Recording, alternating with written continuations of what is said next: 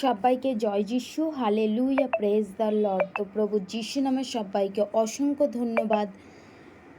প্রভু যিশু নামে, যিশুর আলো চ্যানেলে তোমাদের সবাইকে স্বাগত জানিয়ে তো আরও একটি ঈশ্বরের বাক্য নিয়ে মহান ঈশ্বরকে ধন্যবাদ জানাই যে তিনি সময় সুযোগ করে দিয়েছেন ঈশ্বরের বাক্য বলার জন্য। তো মহান ঈশ্বরকে ধন্যবাদ জানাই। সবাইকে জয় যিশু, হালেলুয়া।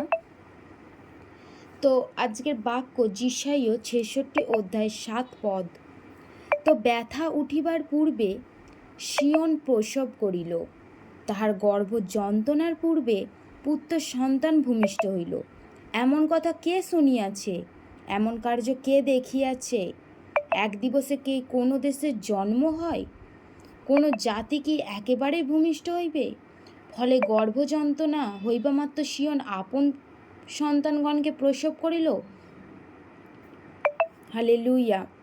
তো একটা সন্তান ভূমিষ্ঠ হবার পূর্বে মায়ের গর্ভ যন্ত্রণা হয়। সন্তান প্রসবের পূর্বে সঙ্গে গর্ভ যন্ত্রণা ওতপ্রোতভাবে জড়িত আছে। হালেলুয়া। তো কারণ গর্ভ যন্ত্রণা ছাড়া কি সন্তান প্রসব করা যায় না, হতে পারে না। এই জন্য প্রার্থনাকে গর্ভ যন্ত্রণার সঙ্গে তুলনা করা হয়েছে। ঈশ্বর কাজ করতে চান আমাদের জীবনে। ঈশ্বর কি আমাদের জীবনে কিন্তু আর্তনাদকারী, আমরা প্রার্থনাশীল ব্যক্তি দরকার, যারা ঈশ্বরের কাছে আর্তনাদ করে, প্রার্থনা করে। কারণ অন্যের আত্মা রক্ষার জন্য যাদের হৃদয়ে আর্তস্বর আছে, তাদেরই কি প্রার্থনার বিশেষ প্রয়োজন। প্রভু যিশু নিজে মাংসে প্রবাসকালে কেবল আর্তনাদ ও অশ্রুপাত সহকারে প্রার্থনা করেছেন।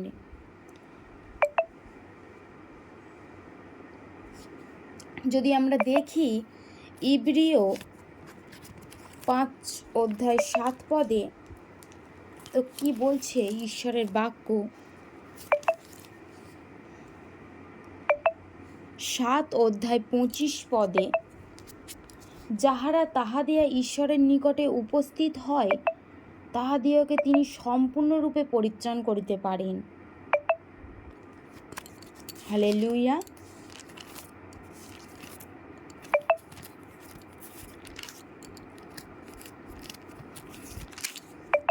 ইনি মাংসে প্রবাসকালে প্রবল আর্তনাদ ও অশ্রুপাত সহকারে তাহারই নিকটে প্রার্থনা বিনতি উৎসর্গ করিয়াছিলেন, যিনি মৃত্যু হইতে তাহাকে রক্ষা করিতে সমর্থ। কারণ তিনি যখন মাংসে প্রবাসকালে ছিলেন তখনও তিনি অশ্রুপাত ও আর্তনাদ সহকারে প্রার্থনা করেছিলেন। আবার যিশাইয় 53:12 পদে আমরা যদি দেখি, ঈশ্বরের বাক্যে প্রভু যিশু বলছেন, এই জন্য আমি মহান দিগের মধ্যে তাহাকে অংশ দিব। তিনি পরাক্রমীদের সহিত লুট বিভাগ করিবেন, কারণ তিনি মৃত্যুর জন্য আপন প্রাণ ঢালিয়া দিলেন। তিনি অধর্মীদের সহিত গণিত হইলেন, আর তিনি অনেকের পাপ ভার তুলিয়া লইয়াছেন এবং অধর্মীদের জন্য অনুরোধ করিতেছেন। হালেলুয়া।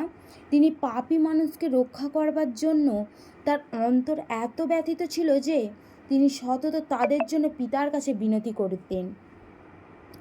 এখনও তিনি মহাযাজক রূপে আমাদের সকলের জন্য পিতার কাছে বিনতি করছেন। ইব্রিয় 7 অধ্যায় 25 পদে পিতরকে তিনি বলেছিলেন, আমি তোমার নিমিত্ত বিনতি করিয়াছি যেন তোমার বিশ্বাসের লোপ না হয়। হালেলুয়া। ঈশ্বর বলছেন যে আমি তোমার জন্য বিনতি করেছি যাতে তোমার বিশ্বাসের লোপ না হয়। তো ঈশ্বর এতটাই মহান ছিলেন আমাদের জন্য, কারণ তিনি আমাদের জন্য প্রার্থনা করতেন সর্বক্ষণ। তো আমরা যদি দেখি লুক লিখিত সুসমাচার 22 অধ্যায় 32 পদে, কিন্তু আমি তোমার নিমিত্ত বিনতি করিয়াছি যেন তোমার বিশ্বাসের লোপ না হয়, আর তুমিও একবার ফিরিলে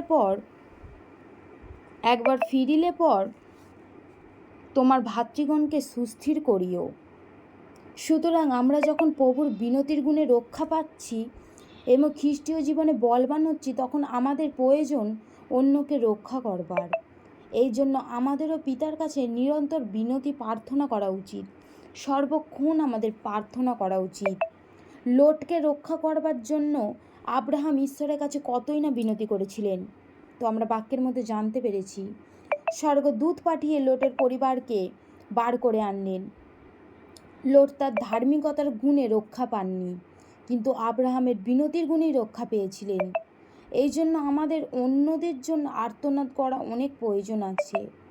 তো আমরা গালাতীয় 4:19 যদি দেখি, আমি পুনরায় তোমাদেরকে লইয়া প্রসব যন্ত্রণা ভোগ করিতেছি, যাবত না তোমাদেরকে খ্রিস্টে মূর্তিমান হন। হালেলুইয়া। তো ঈশ্বর কতই না মহান। ঈশ্বর সেই গর্ভ যন্ত্রণার সঙ্গে প্রার্থনাকে তুলনা করেছেন। সেই প্রার্থনা আমাদের একান্তই প্রয়োজন, কারণ আমাদের নিরন্তর প্রার্থনা করা উচিত। আমাদের জীবনে প্রার্থনায় অনেক শক্তি আছে। তো ঈশ্বরের বাক্য এতটাই। সবাইকে জয় যিশু। Hallelujah. Praise the Lord. Amen.